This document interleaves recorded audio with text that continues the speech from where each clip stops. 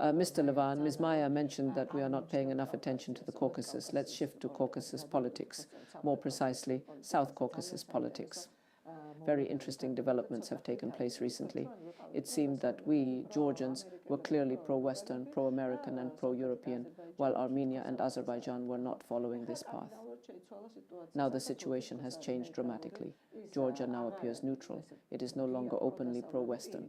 On the contrary, a policy of neutrality is being implemented. Meanwhile, Azerbaijan has become openly pro-Western. As for Armenia's position, it remains quite unclear to me.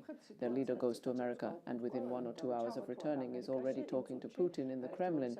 I would like to examine the foreign policies of these two states and discuss whether it is possible to form a unified political vision in the South Caucasus and whether this is even desirable. To understand this issue more thoroughly, it is very important to address Georgia's relations with Russia. What is the current state of this issue? Because Georgia was once the most visible example of integration with the West, especially with the United States and Europe. Correct. These relations created serious state and governmental problems. People often talk about externally imposed labels, but that is mostly propaganda. Let's look at the main point, normalizing relations with Russia. From Georgia's interests, the first major issue was economic stability, since most essential goods come from Russia. We are an import-oriented country, and our economic policy is closely tied to imports. The first factor was arranging trade relations, which was successfully done. Georgia did not join any sanction processes that would harm Russia. In this sense, Georgia remained a kind of white spot. It withstood Western pressure. There was pressure because they wanted to drag us into direct confrontation with Russia. Had that happened, we would have suffered economically. Fortunately, that was avoided. The second major issue is the territorial problem, the occupied territories. As a result of Saakashvili's policies, Russia recognized Abkhazia and South Ossetia. This is the legal basis from which Russia views the situation.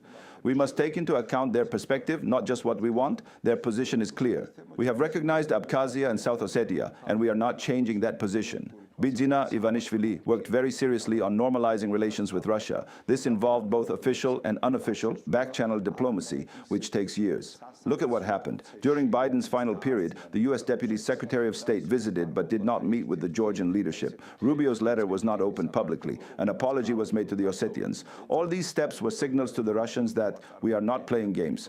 We endured attempts at revolution and overthrow, yet Russia did not take a single positive step in response. As a result, since the end of last year, relations between Georgia and Russia have reached their most tense point in recent times.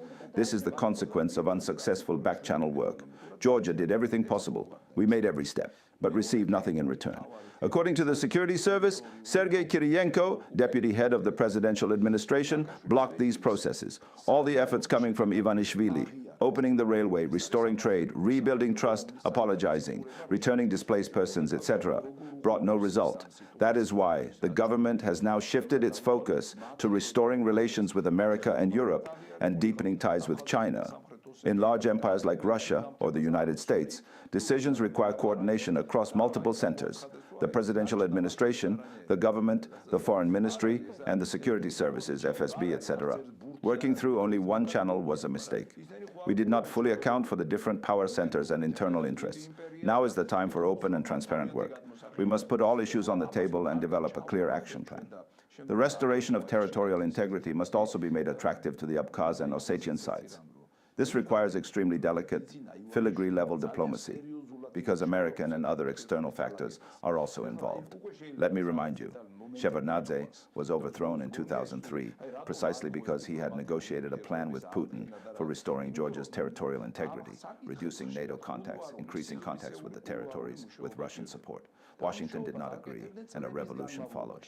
Conclusion: Russia's influence in the Caucasus is currently at its weakest point, but this will not last forever. After the war in Ukraine ends, Russia will refocus on the region. We must prepare beforehand. We need to start open talks on all issues. Georgia should take the initiative to form a unified Caucasian position. Tbilisi can become the center of this process, perhaps with a rotating chairmanship, starting, for example, with Azerbaijan. This is a complex task, but it must be addressed openly, smartly, and pragmatically.